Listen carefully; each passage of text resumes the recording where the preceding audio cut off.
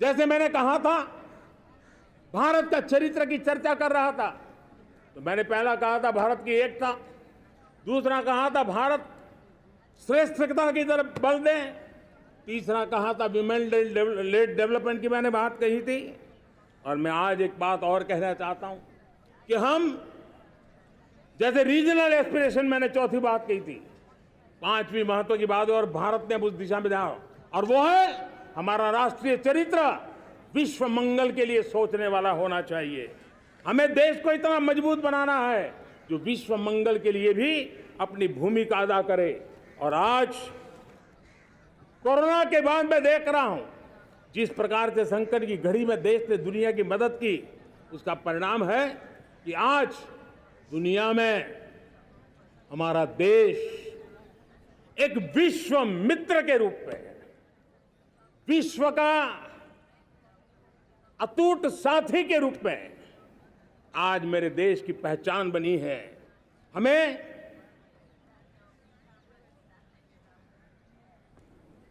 जब विश्व मंगल की बात करते हैं तब भारत का मूलभूत विचार है, उस विचार को हम आगे बढ़ाने लोग हैं। और मुझे खुशी है कि आज अमेरिकी संसद के भी कई चुने हुए गणमान्य प्रतिनिधि भी आज हमारे 15 अगस्त के इस अवसर में हमारे बीच में मौजूद है। भारत की सोच कैसी है, हम विश्व मंगल की बात को कैसे आगे बढ़ाते हैं।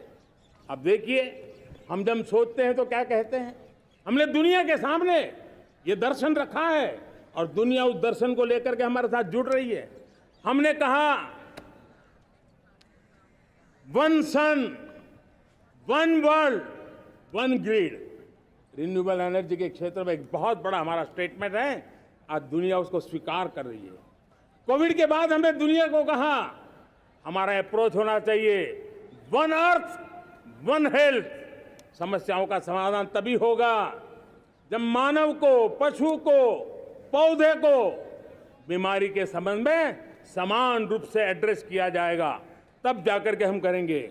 हमने G20 समिट के लिए दुनिया के सामने कहा है one world, one family, one future. इस सोच को लेकर के चल रहे हैं। हमने क्लाइमेट को लेकर के दुनिया जो संकट से जूझ रही है, हमने रास्ता दिखाया है, लाइफ मिशन लॉन्च किया है, लाइफस्टाइल फॉर एनवायरनमेंट।